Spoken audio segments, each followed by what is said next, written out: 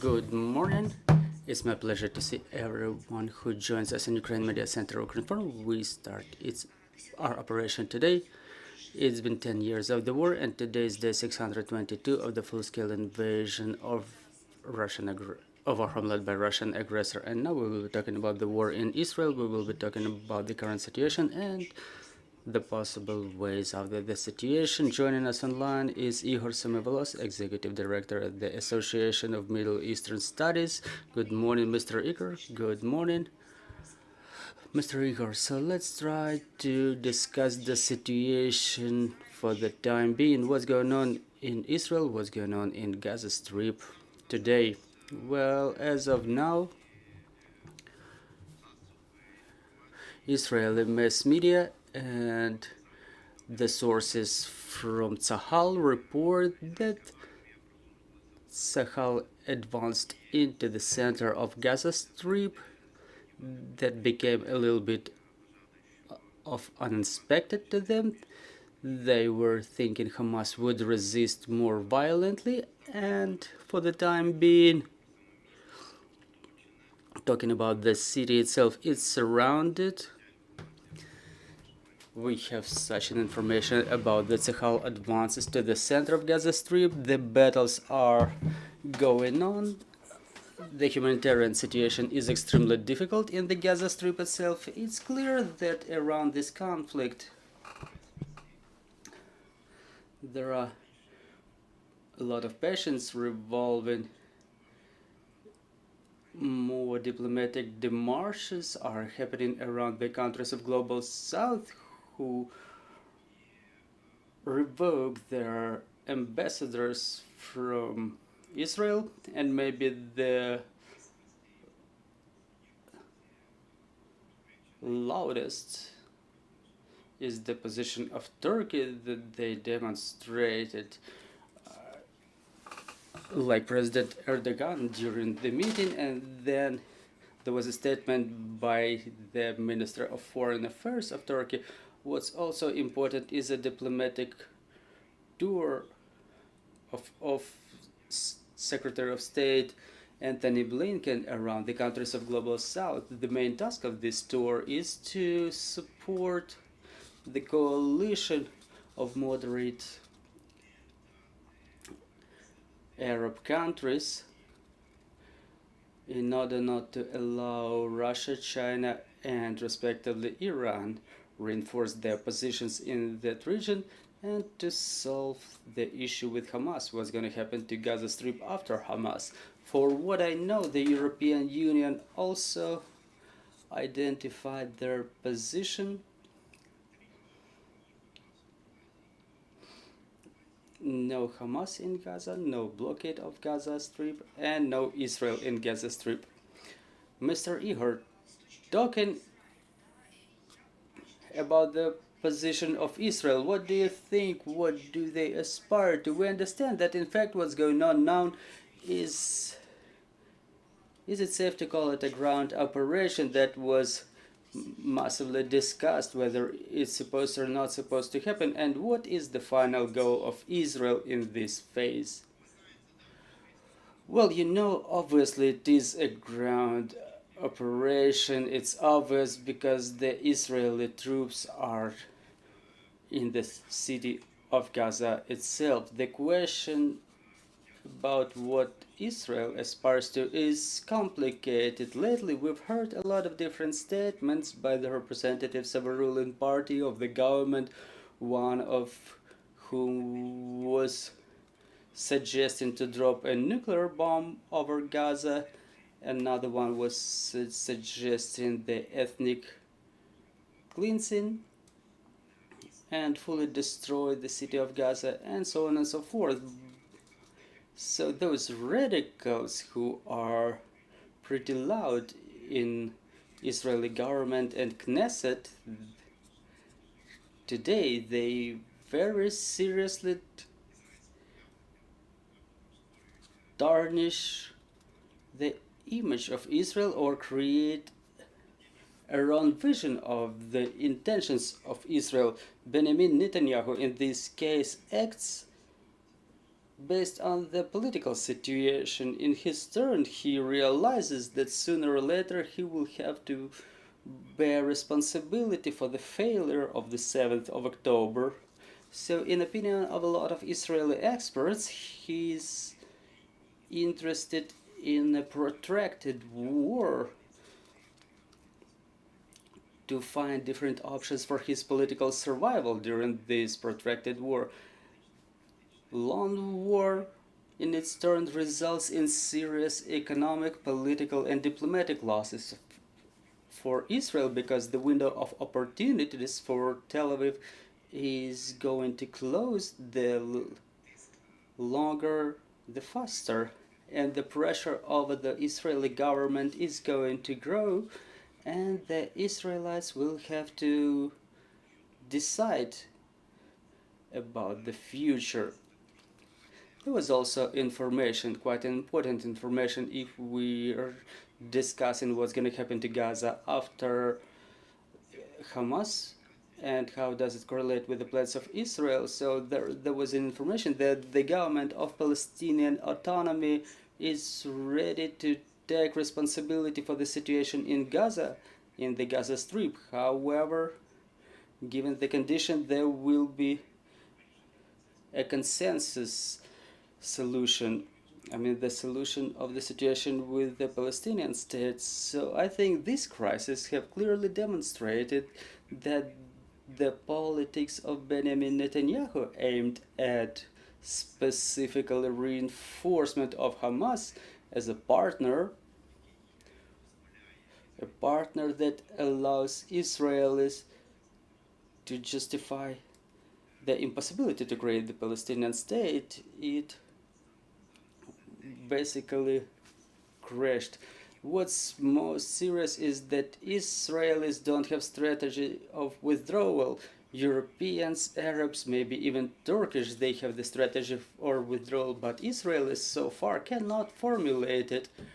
The last address of Netanyahu looks more as an attempt of blindfolding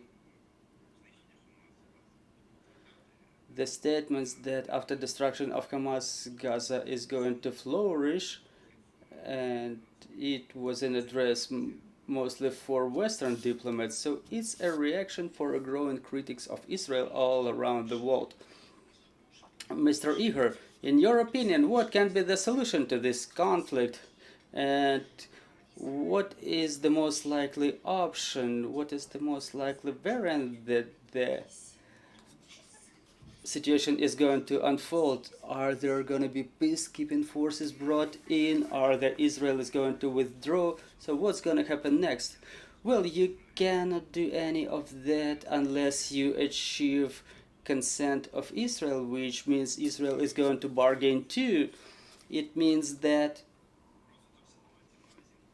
the development of situation in Gaza can happen in any direction. Israel can occupy that territory and then subsequently annex. They can exercise ethnic cleansing of that area. But there's just a probability. I'm considering a number of probabilities that are considered by other players, something that's on the table. In the same way, Israel can suggest bringing peacekeeping contingent to this area, creation of some temporary administration for management of that area, but all those options, they are only of partial nature because this crisis is complex. It's closely related to the politics of Netanyahu. It means that the Palestinians issue should be solved, and I think Israel is not ready for that. Specifically, the ultra-right government in office is not ready for that. Part of that government, in fact, are the people who are straight racists and ultra-right, for whom, for example, implementation of the Messian missions is a priority. The capturing of Palestinian land is a priority. In this situation, I cannot imagine that with a government like that, any consent can be achieved. Obviously, after the end of everything, there will be new elections in Israel, maybe reformatting of political map, creation of new coalitions capable of negotiating. At least a large number of politicians, of global politicians, for example Erdogan, is not ready to talk to Netanyahu anymore at all. And I think he's not alone in this. Mr. Igor, in your opinion, how probable is the escalation of this conflict and joining of other states in the battle operations? I think that currently Antony Blinken is doing everything in order not to allow this conflict spread, not to allow any more players to join this conflict. First of all, Iran, and the Americans exercise the politics of deterrence. I think even the laziest ones have already mentioned that the American aircraft carriers and nuclear submarines, so it's all the strategy of deterrence for Iran. At the same time, we understand that we see the reaction of Hezbollah, we see the reaction of others, other paramilitary formations related to Iran. And let's be honest, it's not a very worry rhetoric. So for the time being, the situation is still under control, but I would like to remind you about the reaction of Jordanian King Abdullah II, who mentioned that any attempt of ethnic cleansing in Gaza will automatically mean the war proclaimed. I don't think it's just a rhetoric, it's a formulated position of the Arab countries. Mr. Igor, let's talk about Ukraine. What does it say? What does it tell for Ukraine? We understand that the focus of attention is shifted from Ukraine, and what could be other consequences of this war in Israel. Yes, the focus has shifted, and it's no wonder, because Palestinian-Israeli conflict is one of the systemic conflicts of the 20th century, and it's a part of the identity of many people all around the world. So one way or another, if people ponder a little bit more than over their daily life, sooner or later they identify what they think about that conflict. This is why this commotion that we observe, those demonstrations that can quickly grow into violent ones, if the situation continues as difficult as this, obviously it takes attention from us. So talking about Ukraine, I would like to emphasize that for Ukraine, the relations with Israel and Arab countries are equally important. Ukraine was exercising the policy that contemplates two-state solution. I mean, in relation of the solution of Middle Eastern conflict, I don't think that there are any circumstances that force us to reconsider our position. At the same time, it's important for us as a country waging a war against Russia, experiencing the strikes of aviation bombs, missiles, which result in death of civil population. So it's important for us to document this position, that bombing and the death of civil population, humanitarian catastrophe, and the rest of such things are unacceptable. There should be help and support provided for civil population. People should not suffer only because of politicians starting wars. And this approach, in my opinion, is something that gives us opportunities, that enables us to explain our position when we state that terror should be fought, and fought without compromise. But no one is canceling the humanitarian law. Civilians should not suffer. Thank you, dear colleagues. Do we have any questions on the floor? Ukrinform, Ivan Kasakin. Good morning, Mr. Igor. Well, I will allow myself to say you were criticizing the government of Israel. So after the massacre in the north of the country, when President Biden came to Israel, he called the country not to repeat the mistakes of the United States. Can you answer a question that after some time has passed, when Israel has resorted to ethnic cleansing in the north of Gaza Strip, is Israel now repeating the mistakes of United States in Iraq and Afghanistan? Israelis are repeating their own mistakes because political decisions, they are not taken by the military who fight in the battlefield against Hamas terrorists. Political decisions are taken in the offices, and those who are in the offices are the people motivated by their ideas, including their messianic ideas about how things should be. And this is the huge difference between aspiration to end the war with terror and the conflict, because occupation is what creates terror. And there are huge problems about that, huge problems with the solution of this issue. Mr. Igor, can you please try to orient us? How long can this conflict be? I'm talking about its active phase unfolding now. So in your opinion, how prolonged is this process? Well, there are different opinions. We can only rely upon the statements made by the Israeli party.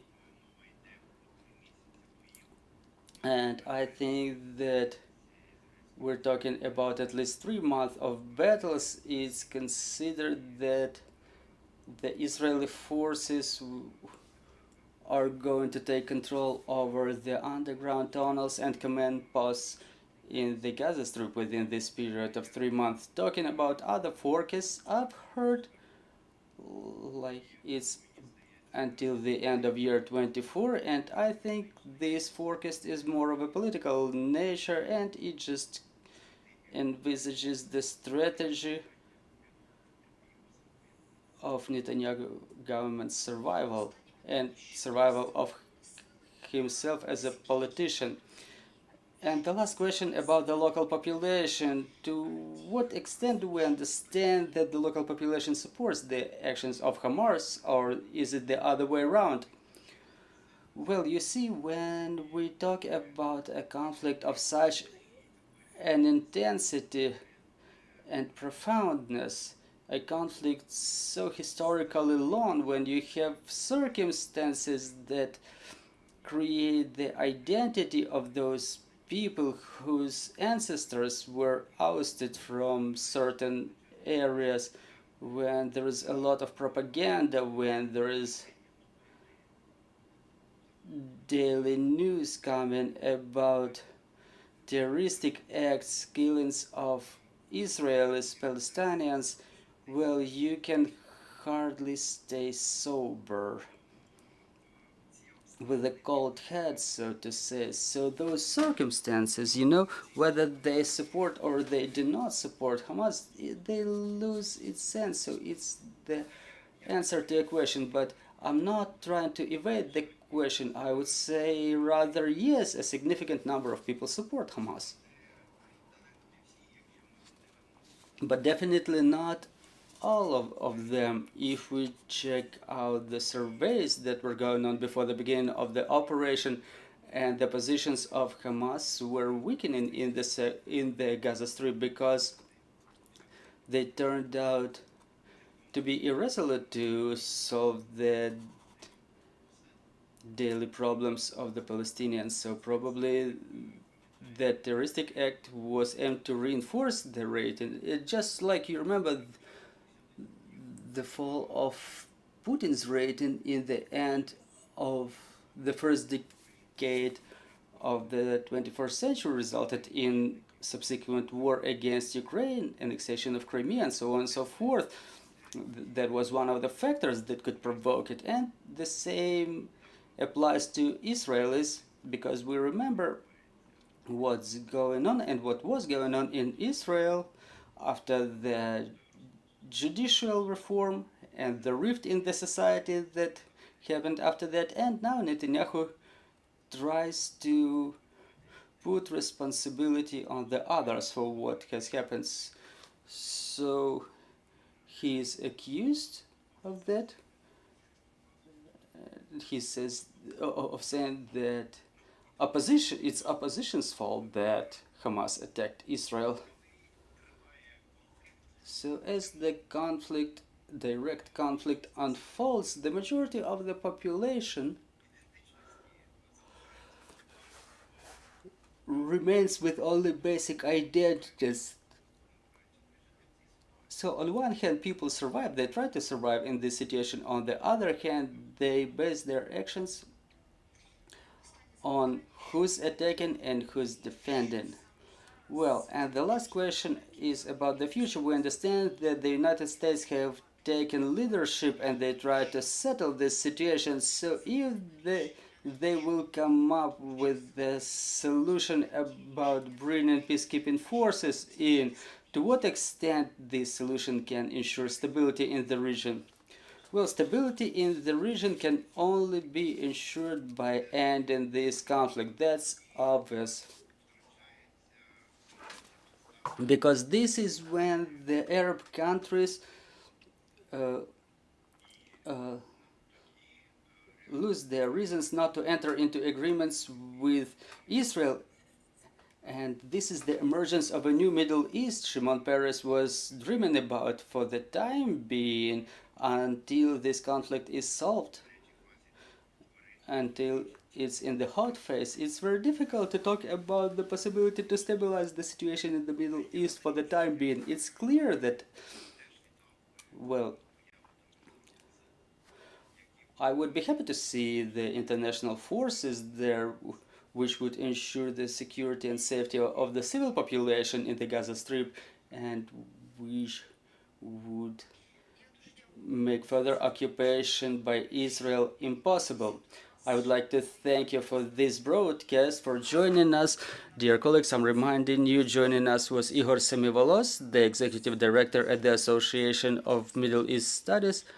Our next briefing is at 12 o'clock. We will talk about this current situation in Kherson region. So stay tuned. Let's continue working for our victory, and glory to Ukraine.